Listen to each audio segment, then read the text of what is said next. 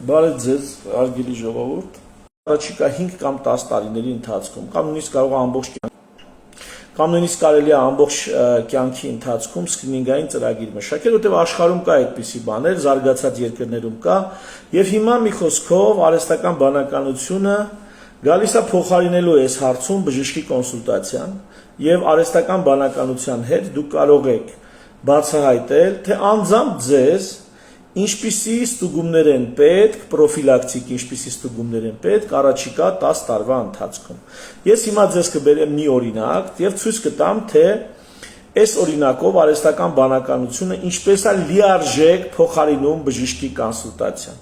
Իհարկե ավելի լավ կլինի, որ բժշկի կոնսուլտացիայով ավելի մանրամասն, ավելի ուշադիր, ավելի հարցեր կան, որոնք ժառանգականությանն են վերաբերվում, ընտանիքում եղած դեպքերին են վերաբերվում կամ այլ նրբությունների, բայց համենայն դեպս սխալված չեք լինի, եթե ինքներդ փորձեք առողջ ապրելակերպի համար, ձեր առողջության համար, պրոֆիլակտիկ ստուգումների մասին արհեստական բանականության հետ կամ արհեստական բանականությունից, ես տվյալ դեպքում ChatGPT-ն է, ոչ վճարովի, բայց գրանցված եմ, որտեղ առանց գրանցվել շատ վատ կոնսուլտացիա է անում, գրանցված եմ, այսինքն մեյլ եմ տվել, եւ բայց վճարովի չի, ինչի վճարովի չի, որտեղ հələ մտածում եմ, թե որի վրա նստեմ, որ հիմնական բժշկական կոնսուլտացիաների հետ կապված, որ հիմնական արհեստական բանականությունը դարձնեմ, ուրեմն որպես գործիք ամեն օրվա։ Հիմա ցույց տամ, տեսեք ինչա տեղի ունենում։ Ես այստեղ բերեմ մի այսպիսի օրինակ, ահա, բանը, մի րոպե, մի քիչ էկրանից լավ չի ում, պացիենտ, կին, ինչի ասենց վատ նկարում այ մարդ, պացիենտը կին, 45 տարեկան, քաշի ինդեքսը 30, այսինքն թմբլիկ է էլի կինը, ունի ինսուլինոռեզիստենտություն, ենթադրենք շաքար չունի, բայց քաշի ավելորդ քաշի հետ կապված կամ ժառանգականության հետ կապված արդեն իր մոտ հոմա ինդեքս ենք ասում, ինսուլինոռեզիստենտություն կա կամ պրեդիաբետ կամ նախադիաբետ։ Հիմա սենց մի սիտուացիա, այսպիսի սիտուացիա կարծում եմ մեր պրակտիկայում հաճախ է հանդիպում։ Դուք նշում եք ձեր տվյալները։ Հարցը հետևյալն է, առաջիկա 10 տարվա սկրինինգային ստուգումները, որ անհրաժեշտ են ըստ լավագույն ապացուցողական գայդլայնների։ Հիմա ինքը ինչա ասում, ասում է շատ լավ, ունեն 40 տարեկան կին պացիենտ, BMI 45, ուրեմն ճարպակալման առաջի աստիճան, այսպես հաստատված ինսուլինոռեզիստենտություն։ Սա արդեն ինքնին բացեքսը ընդհանուր ինսուլինոռեզիստենտություն ընդհատվեց էլի, մի խոսքով հիմնական ստուգումը շաքարնա տարեկան, սրտանոթային ռիսկերի համար, արյան ճնշում ամեն բժշկի այցի ժամանակ, լիպիդային պանել, այսինքն խոլեստերին, տրիգլիցերիդներ տարեկան ստուգում, խնդրեմ, եւ այստեղ սիրտանոթային ռիսկերի գնահատում ամեն տարի 40 տարեկանից բարձր անձանց մոտ։ Սա այստեղ առանձին բացել եմ այդ սիրտանոթային ռիսկերի կալկուլյատոր, դուք կարող եք պոիսկ տալ եւ ինտերնետում բերում ա կալկուլյատոր, որը նշում եք սերը, տարիքը, ռասան, խոլեստերինը ընդհանուր, HDL խոլեստերինը, սիստոլիկ ճնշումը, բերևի ճնշումը, որ ասում ենք 120-80, այն 120 է, էլի, ընդունվող դեղեր, դիաբետ կա թե չկա, ծխողա թե ոչ, այստեղ էլ ուղղակի նշում եք եւ այստեղ կալկուլյատոր կալկուլեյտ սխմում եք ու ինքը բերում է ձեր ուզած եւ այստեղ եթե այդ ռիսկը 7%-ից բարձր է, ապա քննարկվում է ստատին, խոլեստերինի դեմ բուժման նշանակումը։ Մետաբոլիկ ճարպային լյարդի գնահատում, ելի սկրինինգային պետք է արվի, տարեկան լյարդի ֆունկցիաները ALT, AST, GGT, ֆիբրոզի ռիսկը, եթե ըստ կարիքի կամ տարեկան, եթե ռիսկերը մեծ են, որ լյարդի ֆիբրոզ կա, եւ սոնոգրաֆիա, ֆիբրոզ կան կամ ֆիբրոզի գնահատում, մեկ անգամ սկրինինգ կրկնել ըստ արդյունքների։ Հորմոնալ վերարտադրողական առողջություն, այստեղ ստուգումներ կան, եթե պատրաստվում է դեռ հղիանալ, ստուգումներ կան ըստ մի խոսքով գինեկոլոգիական պլանն է եւ կոնքի սոնոգրաֆիան։ Հոգեկան առողջության գնահատում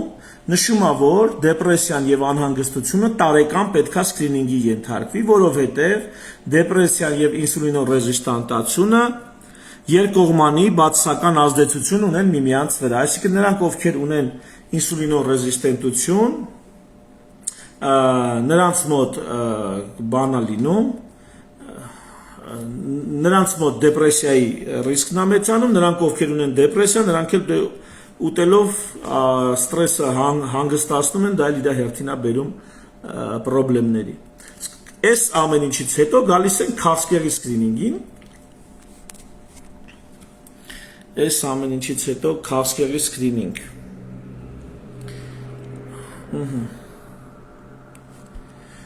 Կոլորեկտալ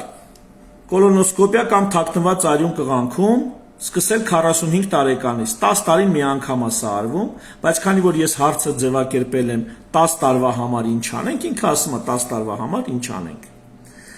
Ձվարանների քաղցկեղի համար, եթե կա ընտանեկան ռիսկ, ապա խնդրեմ, օնկոմարկերներ, եթե կա ընտանեկան ռիսկ, շագանակագեղձը կանանց չի վերաբերվում, ականջ պարանոց, ուղղակի ստուգվում է բժշկի կողմից ֆիզիկալ քննության կամ բանավոր, եթե գանգատներ ունի կամ չունի,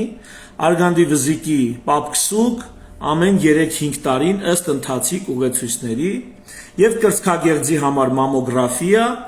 ամեն 2 տարին սկսած 40 տարեկանից։ Ոսկրային խտության սկրինինգ, հեսա կասեք, ես ինչքան ստուգելու բան կա։ Դե պաշտոնապես ահա էսա սկրինինգային ծրագիրը։ 65 սովորաբար 65 տարին լրացած անձինք, բայց եթե կան ռիսկեր, օրինակ ժամանակից շուտ եղել է մենոպաուզա, կլիմաքս, գիպոգոնադիզմ, BMI-ը ցածր, այսինքն հյուծվածություն կա կամ, չգիտեմ, ցելիակիա կա, քրոնիկական լուծեր, թերսնվածություն, ապա կարող է ոսկրի խտությունը ստուգելու անհրաժեշտություն առաջանա 45-50 տարեկանում։ Ասեմ, որ մի պացիենտի մոտ այս դեպք պատահեց, որ երիտասարդ էր իհարկե, բայց ոսկրի խտության չեմ հիշում ինչ հիմքով, որ ոսկրի խտություն է ստուգել եւ պարզվել էր, որ կա օստեոպորոզ, այսինքն ոսկրի խտությունն ընկած է։ Հետևից մենք շարունակաբար դրանց շարունակություն որպես ստուգեցինք ցելիակիա, ինքը առանձնակի մարսողական գանգատներ չէր նշում, հայտնաբերվեց գլյուտենային էնտերոպաթիա, այսինքն ցորենի նկատմամբ խնդիր, անտանելիություն, նույն այդքան էլ անտանելիություն չի, գլյուտենային էնտերոպաթիա հայտնաբերվեց։ Այսինքն տարիներ շարունակ նրա մոտ եղել է թերսնությունը շատ թույլ արտահայտված,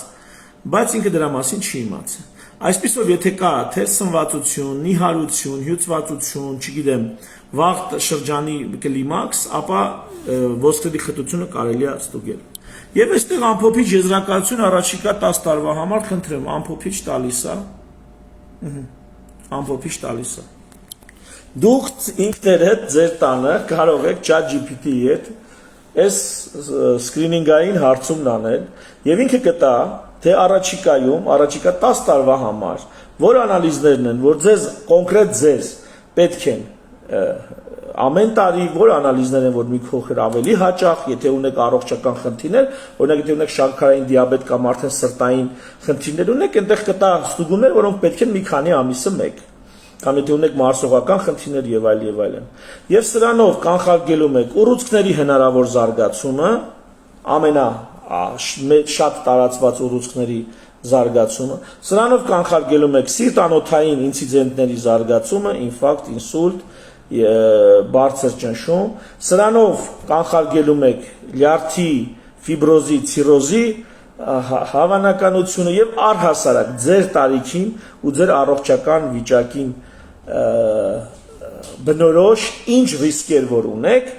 գրում եք։ Կարաք ինպես կարճ կոնկրետ չգրեք, մի քիչ ավելի երկար գրեք։ Կարող եք գրեք, եթե օրինակ քաշի ինդեքսը չեք ուզում հաշվեք, գրեք, որ դուք այսքան եթե 80 կիլոգրամ եք կշռում, ձեր հասակը 1.6 մետր է, ենթադրենք, կամ 1 մետր 60 սանտիմետր է, կամ 1 մետր 80 սանտիմետր է։ Գրեք, ինչ տվյալ, ինչքան շատ տվյալ տակ, այնքան ավելի ամփոփիչ ու ավելի լավ կիմանա ձեզ հետ ինչպես վարվի։ Եթե ընտանիքում կան ժառանգական հիվանդություններ, դու պարտադիր դրանք կոչվեն ժառանգական, բայց ասում եք օրինակ մայրիկս ուներ շաքարային դիաբետ, չգիտեմ, հայրիկիս մոտ եղել է սրտային խնդիրներ, չգիտեմ, տատիկս մահացել է այսինչից եւ այլն։ Հորեղբայր, հորաքրոջ մոտ ինչ որ խնդիր է եղել, չգիտեմ, այս ինչի մոտ վիժումներ ա եղել, նախկինում չգիտեմ, արհեստական կամ բնական վիժումներ եղել են կամ չեն եղել։ Մի խոսքով ձեր առողջականի մասին նկարագրում եք եւ վերջում գրում եք ապացուցողական բժշկության հիման վրա կամ միջազգային լավագույն գայդլայնների հիման վրա տվտուր թե առաջիկա 10 տարին ինչպիսի սկրինինգային պրոֆիլակտիկ ստուգումներ պետք է անցնեն ու ինքը ձեզ ուղղորդի ու դա կլինի ընտիր կոնսուլտացիա առողջ մարդկանց համար։ Դու թերևս այսքանը, շնորհակալ եմ, հուսամ արհեստական բանականությունը մեր գործը շատ կհեշտացնի եւ մեր գործի որակը էականորեն կբարձրացնի։ Ցտեսություն, առողջություն ձեզ։